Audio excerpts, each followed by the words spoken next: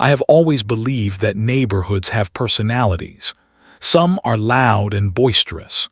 Others are cold and distant. But Willow Creek Estates was like my grandmother Margaret, warm, dignified, and quietly beautiful. I had moved in with her 6 months earlier after my job transferred me to the area. Every morning before the world fully woke up, she would make coffee in the same ceramic pot she had used for 40 years, and we would sit on her porch swing, watching cardinals visit the feeder she kept meticulously filled. "The birds have their routines just like we do," she would say, her voice gentle but clear despite her 82 years. "They show up at the same time in the same order. Nature likes its patterns." My grandmother had lived in that corner house longer than most people had been in the neighborhood. Her rose garden was legendary, deep crimson blooms that had won county awards and inspired at least 3 neighbors to attempt their own gardens. None ever quite matched hers. There was something about the way she tended those roses, speaking to them in the early hours, that gave them a vibrancy others could not replicate. The neighborhood had an HOA, of course. Most suburban communities built in the 90s did. For decades, it had been a reasonable organization that maintained the community pool and organized the annual 4th of July picnic. My grandmother kept every rule book, amendment, and notice in a folder in her kitchen drawer. She followed the guidelines diligently. Fences painted on schedule, holiday decorations removed within the specified time frame, garbage cans properly stored. "It is not about the rules themselves," she once told me over afternoon tea. "It is about respecting that we all share this space. Nobody likes looking at Christmas lights in March." But something had changed in the past few months. 2 new figures began appearing in the neighborhood, walking with a purpose that made neighbors retreat inside their homes. They called themselves HOA compliance officers, a title nobody remembered existing before. They wore navy blue polo shirts with shiny badges pinned to them. One was tall and thin with salt and pepper hair slicked back. The other was shorter, stockier, with a red face that suggested either high blood pressure or perpetual anger. Maybe both. They began with small things. A notice about the height of my grandmother's hedges, a warning about her wind chimes being non-compliant decorative elements, a citation for her porch furniture arrangement creating improper visual aesthetics from the street view. My grandmother, ever the peacemaker, simply adjusted. She trimmed the hedges. She took down the wind chimes that had serenaded us during afternoon rainstorms. She rearranged her beloved wicker chairs that had seated decades of visitors. She wrote polite letters to the HOA board asking for clarification on these new rules. The letters went unanswered. It was during this time that my cousin Jake arrived. Jake had served 3 tours overseas before coming home to a marriage that could not survive his absence. The divorce had been quick but painful. He needed a place to heal, to remember what peace felt like. My grandmother offered her spare bedroom without hesitation. Jake was quiet most days, helping with house projects and spending long hours reading on the back patio. His military posture never quite left him, back straight, eyes alert, even when appearing relaxed. I noticed how he watched those officers when they walked by, his jaw tightening almost imperceptibly. "Something is off about those 2, he said one evening after they had left another notice. This one claiming my grandmother's bird feeder was attracting non-indigenous wildlife. Real authority does not need to perform like that. Those badges look like something from a costume shop." I nodded but said nothing. The peace of our mornings was already fracturing. The cardinals still came, but my grandmother checked the window more often now. Her hands sometimes trembled when the doorbell rang. Still, her roses bloomed, defiant splashes of red against the growing shadow of intimidation. Nobody knew then how far these men would go, or how drastically Jake would end their reign of terror. The letter arrived on a Tuesday morning, slipped under the front door sometime before dawn. My grandmother found it when she went to put out fresh water for the birds. I was still in my pajamas when I heard her small gasp from the foyer. "What is it, Grandma?" I asked, rushing to her side. The paper trembled in her hand. She handed it to me wordlessly. The header read, "Notice of Eviction. Final warning," in bold red letters. Below that, 10 days were given for the occupant of 415 Willow Lane to vacate the premises due to multiple violations of community standards and refusal to comply with authorized officer directives. "This cannot be real," I said, examining the paper. The document had no official letterhead. The font looked like Standard Times New Roman. At the bottom were two signatures, Kevin Reese and Martin Dawson, HOA Enforcement Division. "I have lived here for 30 years, my grandmother whispered. "I paid off this house 22 years ago." Jake came downstairs, his hair still wet from the shower. One look at our faces and his entire demeanor changed. He took the paper, read it quickly, then folded it with deliberate precision. "This is garbage," he said flatly. "They cannot evict anyone. HOAs do not have that power. They can fine you, they can put a lien on your house in extreme cases, but they cannot evict you like a landlord." My grandmother sank into her chair. "But what if they try? What if they change the locks when we are not home?" That afternoon, Jake followed one of the men, Kevin, the taller one, after he finished his neighborhood patrol. The man did not drive a government vehicle or any kind of official car. He drove a personal Crown Victoria with tinted windows and no front license plate. Jake tracked him to an apartment complex 15 miles away, outside our HOA jurisdiction entirely. Meanwhile, I tried calling the official HOA management company listed on their website. The representative sounded confused when I mentioned enforcement officers. "We have a management team and a board of directors," she explained. "There is no enforcement division or compliance officers that patrol neighborhoods."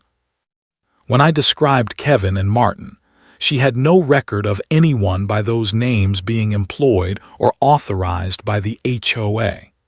She promised to elevate the issue to the board president, but warned that it might take several days for a response. That night we installed security cameras around the house, small, discreet ones that Jake had ordered online. We positioned them to cover all approaches to the house, the front porch and the back garden. If these men returned, we would have evidence of their activities. We did not have to wait long. The very next evening, as we finished dinner, headlights swept across the living room walls. A car circled the block twice before parking across the street. Two figures emerged, flashlights in hand, and began taking pictures of the house. "What are they doing?" my grandmother asked, peering through the curtains. "Intimidation," Jake replied, his voice cold.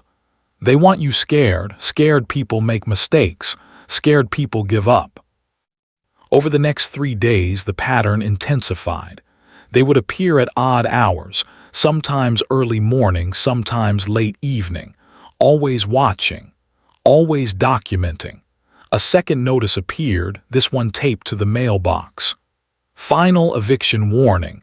Failure to vacate will result in removal of person and property." Jake installed more cameras. I started documenting every interaction in a notebook, times, dates, what was said, what was threatened. We tried reaching the HOA board again. Emails went unanswered. Phone calls were not returned. "This is not about rules anymore," Jake said, after catching them testing our side gate lock at 3 in the morning on the security footage. "This is about two men who have created fake authority to terrorize vulnerable people." My grandmother, who had never missed her garden work in 3 decades, stopped going outside except for essential trips. The roses began to wilt slightly from lack of attention. The bird feeder emptied and the cardinals stopped coming. The porch swing sat still, gathering morning dew without anyone to brush it away. One morning, Jake intercepted them during their patrol. I watched from the window as he stepped directly into their path on the sidewalk. "This harassment stops now," he said, his voice carrying across the silent morning street. They laughed. The shorter one, Martin, stepped closer. "Listen, punk, we are just doing our job. Your grandma has broken at least 15 community guidelines. Either she fixes them or she gets out." "Show me your actual credentials," Jake demanded. "Not those toy badges, real identification." Kevin smirked. "We do not have to show you anything. We represent the community standards." "You will leave my grandmother alone," Jake said quietly, dangerously. "Or what?" Martin sneered. Jake just smiled and walked away, but I knew that look. It was the same one he had described having before missions, a clarity of purpose, a decision made. That evening they hand-delivered another notice. This one had no pretense of officialdom. It simply read, "Old ladies who do not follow rules have accidents in neighborhoods like this. Think about that." "We need evidence," Jake said, spreading papers across the kitchen table. "Not just for us, for everyone they have been terrorizing." My grandmother sat quietly, fingers laced together. The stress had carved new lines into her face. She looked older now, more fragile, but when she spoke, her voice was steady. "I want them stopped, not just for me, but for everyone else they might target. Someone else might not have family to protect them." Jake called his friend Lex, a tech specialist he had served with overseas.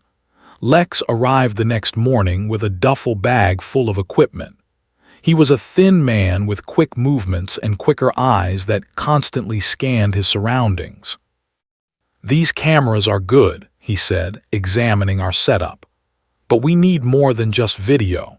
We need audio, timestamps, backup systems. And most importantly, we need to catch them doing something undeniably illegal." Over the next 2 days, Lex transformed my grandmother's quaint home into a surveillance fortress. Cameras disguised as garden ornaments, microphones hidden in porch decorations, motion sensors that would alert our phones, everything feeding to cloud storage that could not be accessed or deleted by anyone but us. "Now we wait," Lex said before leaving. "But not for long. Men like this have patterns. They escalate when they feel resistance." He was right. That very night at exactly 3:17 a.m. according to the footage timestamp, Kevin approached the side gate. He tested the latch, then pulled out something that looked like a tension wrench and pick, lockpicking tools. He worked on the lock for several minutes before giving up and retreating to the street. We showed the footage to my grandmother the next morning. Her hands trembled, but her eyes hardened. "I want to press charges," she said. "I want this to end." The following day, Jake positioned himself on the front porch, reading a book as Kevin and Martin made their usual rounds. Our cameras were rolling. Our phones were ready to call the real police. "Good morning, officers," Jake called out, emphasizing the last word with subtle mockery. "Beautiful day for a patrol." They approached cautiously. Something about Jake's confident demeanor had them on edge. "We need to speak with Margaret," Kevin demanded. "Not you." "My grandmother is resting," Jake replied. "Doctor's orders. The stress of being illegally threatened with eviction has affected her health." Martin stepped closer. "Look, smart guy, we do not care about her health. She has violated multiple regulations, and we have the authority to enforce compliance." "Show me that authority," Jake stood, placing his book aside. "Show me your real badges, not those fake ones you wear. Show me your actual legal authority to evict a homeowner." Kevin's face reddened. "We do not have to prove anything to you." "Actually, you do." Jake took out his phone, showing them the footage of their nighttime visit. Breaking and entering, attempted burglary, impersonating officials, harassment, criminal threats. Should I continue? Martin lunged forward suddenly, shoving Jake hard. "Give me that phone." What happened next occurred so quickly that our cameras barely captured the sequence. Jake sidestepped, pivoted, and delivered a precise strike to Martin's nose. Cartilage cracked. Blood sprayed across the white porch railing. Martin stumbled backward, hands clutching his face. Kevin rushed forward, reaching for something at his waistband. Jake did not wait to see what it was. He grabbed Kevin by the shirt collar and belt, lifted him off his feet, and threw him bodily through the glass patio table nearby. The shatter was explosive, glass fragments spraying across the garden path. "Call 911, Jake said calmly, not taking his eyes off the men. "Tell them we have caught 2 individuals impersonating officials who attempted to assault us on our property." I was already dialing. Martin writhed on the ground, blood soaking through his fingers. Kevin lay stunned among the shattered glass, small cuts visible on his arms and back. "You broke my nose," Martin wailed. "You are going to jail for this." Jake stood over them, utterly calm. "I am a combat veteran defending my elderly grandmother from home invaders who have been stalking and threatening her. I have video evidence of everything you have done for weeks. Which one of us do you think is going to jail?" Lights came on in neighboring houses. Curtains parted as curious faces peered out. One neighbor, Mrs. Chen from across the street, emerged in her bathrobe. "I saw everything," she called out. "Those men have been harassing everyone for months. They told the Johnsons they would be fined $500 for their son's basketball hoop." Within 10 minutes, real police cars pulled up, lights flashing. Within 20, Kevin and Martin were handcuffed and receiving medical attention in separate ambulances. Within 30, 4 more officers were reviewing our footage, expressions growing darker with each new clip.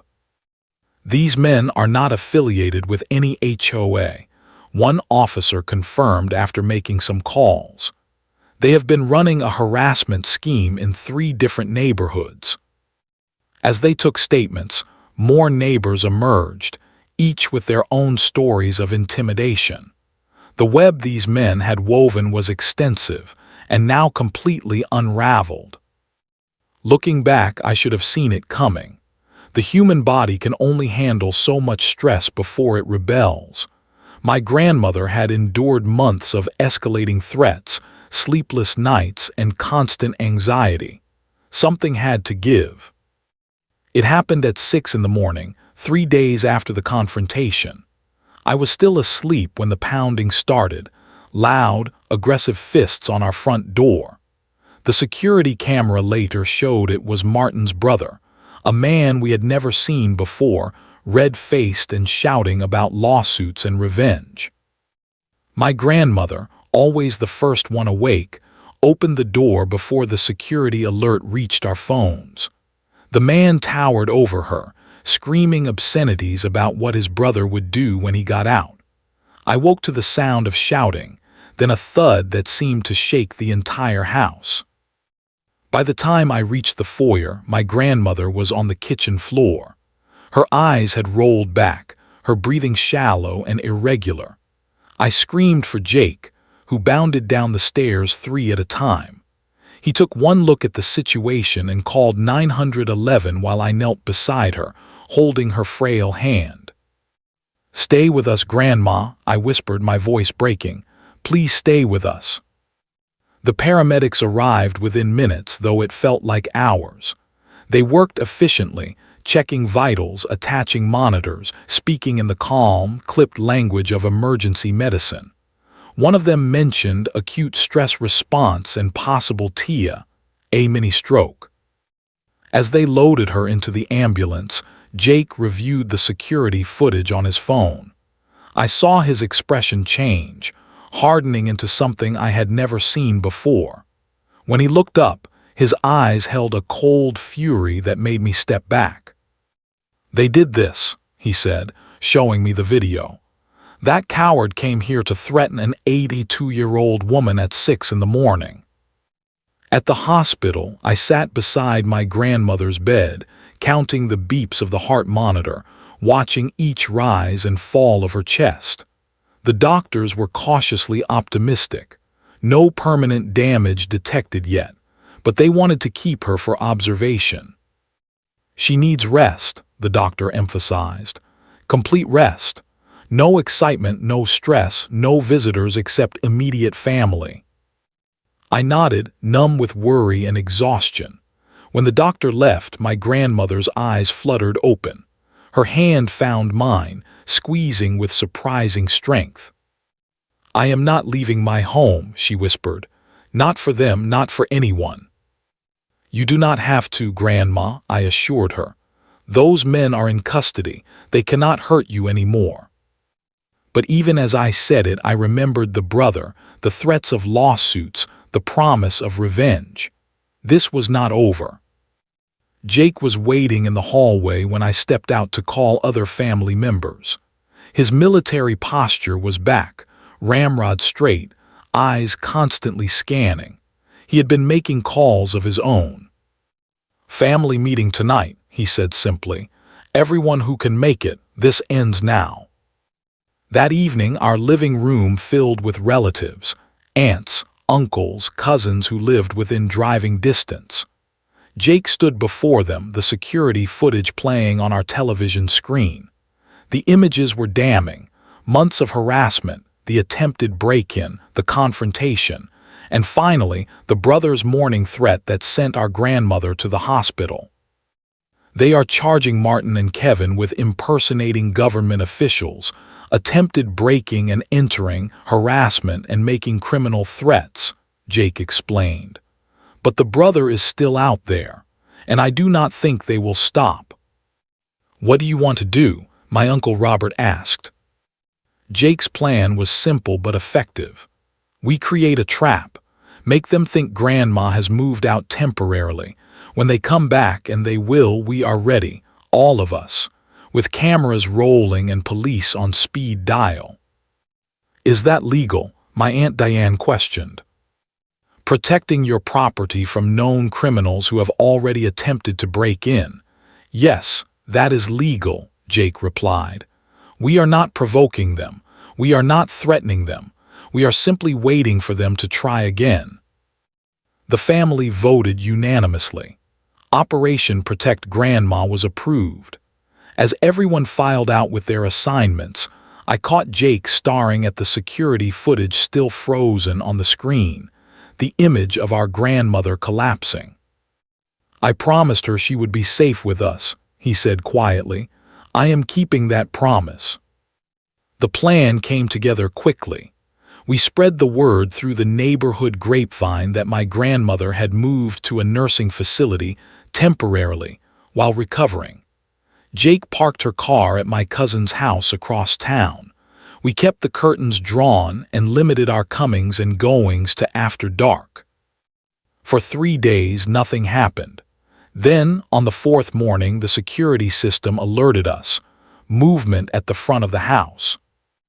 Martin had been released on bail. His nose was splinted, bruising still visible around his eyes. He stood at our mailbox alongside another man, not Kevin, but the brother who had terrorized my grandmother. They studied the house intently, taking pictures with their phones, pointing at windows. "They took the bait," Jake texted our family group chat. "Positions everyone." Uncle Robert was parked down the street in his work van, cameras rolling. Aunt Diane sat in Mrs. Chen's living room across the street, another camera ready. My cousin Melissa was in our back garden, hidden behind the tool shed. I was upstairs, watching from my bedroom window.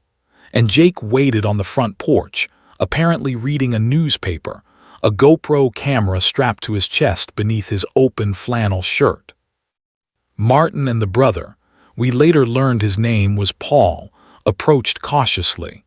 They did not see Jake until they were halfway up the walkway. "Morning, gentlemen," Jake said without looking up from his paper. "Can I help you?" They froze momentarily. Martin recovered first. "Where is the old lady? We have HOA business with her." Jake folded his newspaper deliberately. "She moved out. Doctor's orders.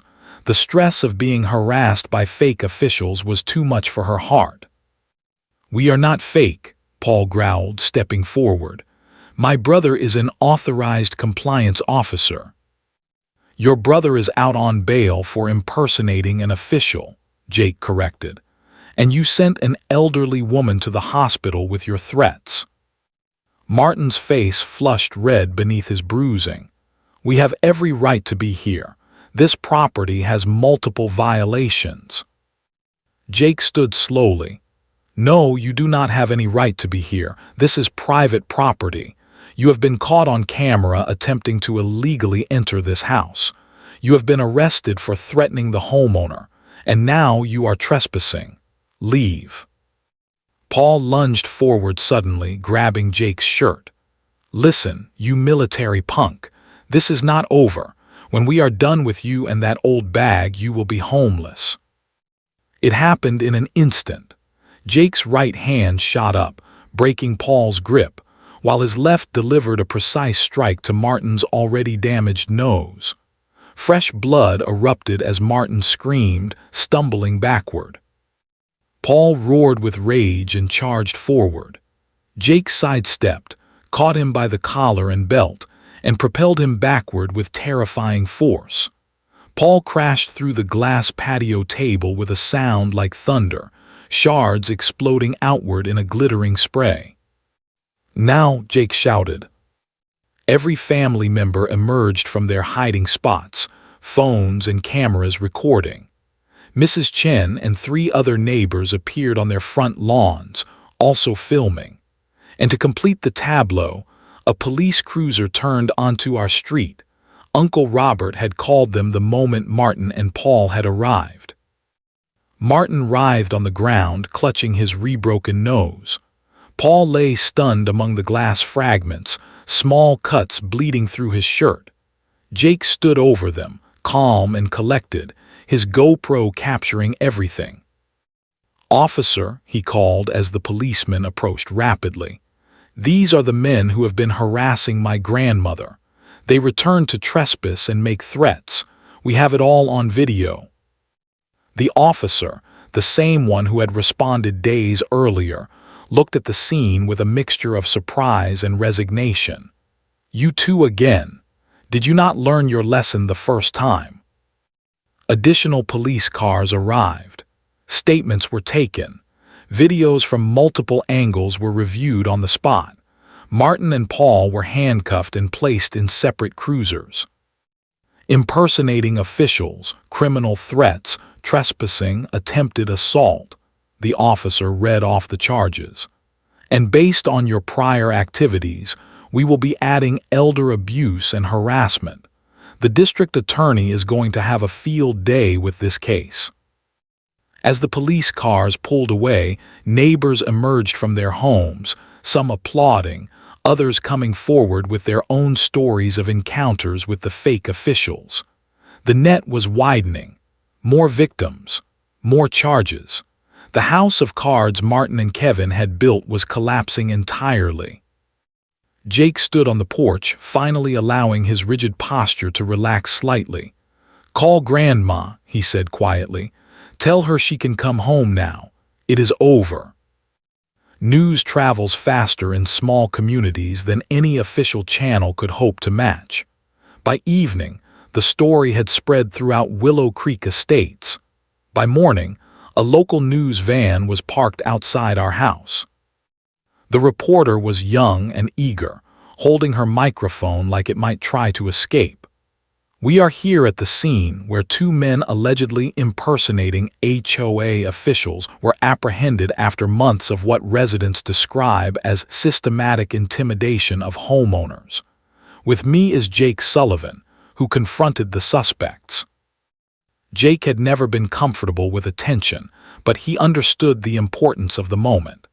These men targeted vulnerable homeowners, particularly elderly residents living alone. They created fake authority to intimidate people out of their homes. This was never about community standards or property values. It was about fear and control. The real HOA board called an emergency meeting that evening at the community center. The room was packed beyond capacity, neighbors standing along walls and spilling into the hallway. The board president, a retired judge named Helen Winters, opened with an unprecedented public apology.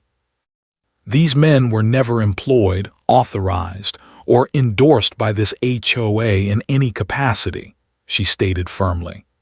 We have cooperated fully with police, providing all our records and documentation. What happened to Mrs. Sullivan and other residents was criminal activity masquerading as official action.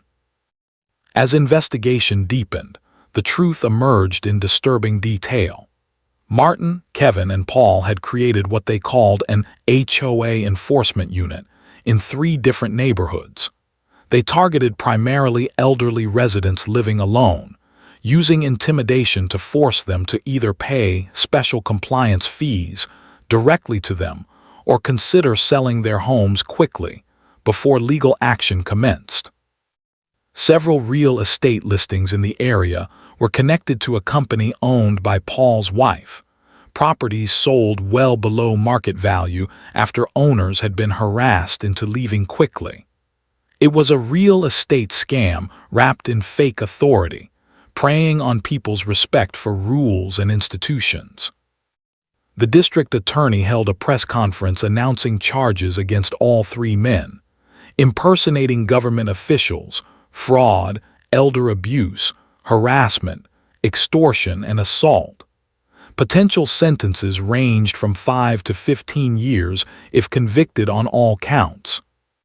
My grandmother was released from the hospital the day after the arrests. When we pulled into the driveway, she gasped softly. The entire street had been decorated with welcome home signs.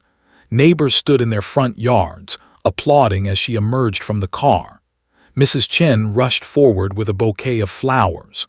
The Johnson family brought a casserole. Even Mr. Peterson, known as the neighborhood grouch, appeared with a small potted plant. "We should have acted sooner," Mrs. Chen said, taking my grandmother's hand. "We all knew something was wrong, but no one wanted to make trouble. We are so sorry." My grandmother, ever gracious, patted her hand.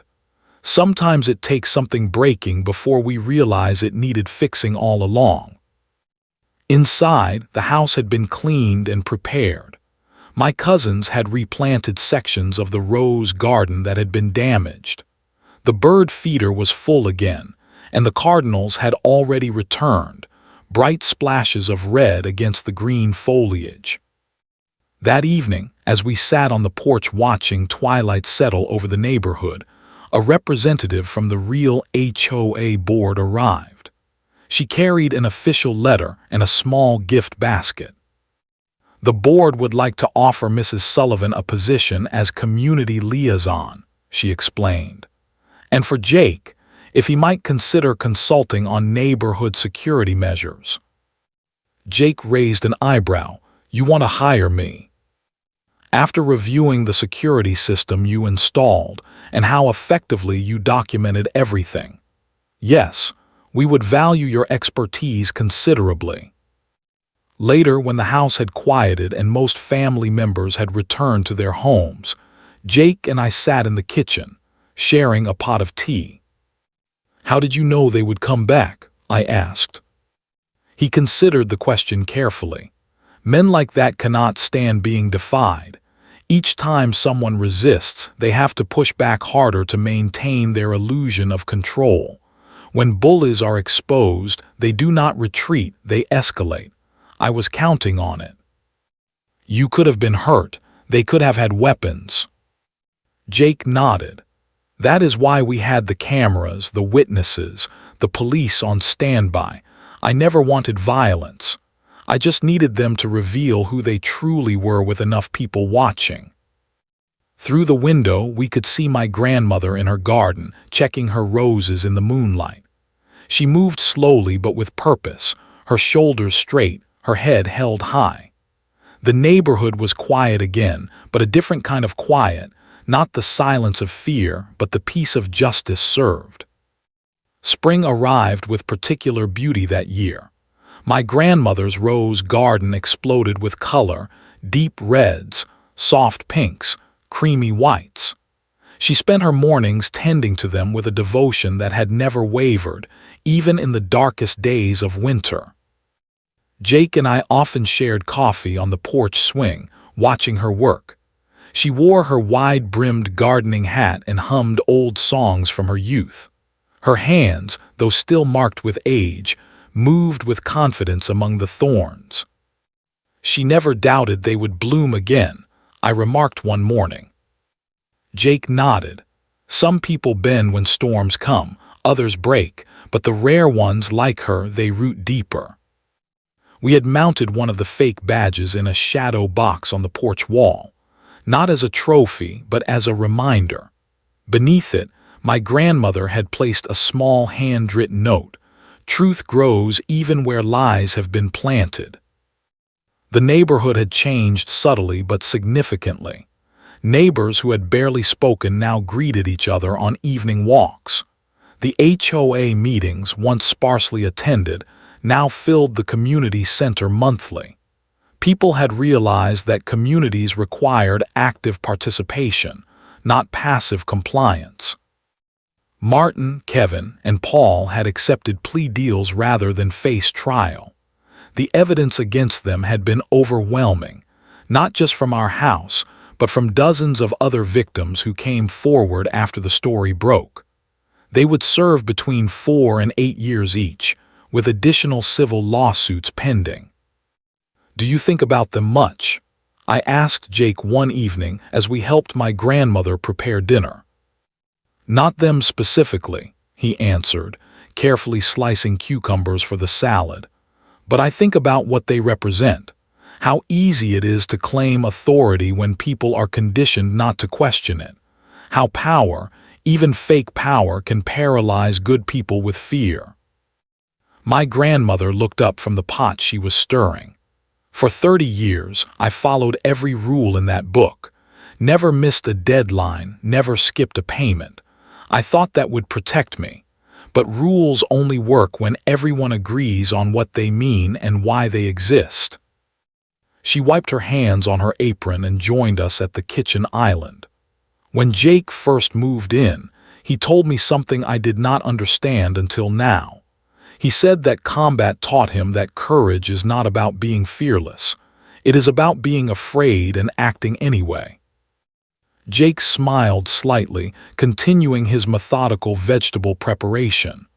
I was terrified that day they came back, he admitted.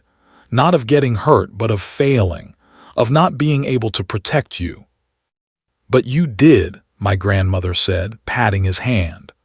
All my life, I tried to follow the rules to be proper to avoid causing trouble. And when trouble came anyway, it was the people who loved me, not the institutions I respected, who saved me. That evening after dinner, the three of us sat on the porch swing, watching fireflies emerge in the twilight.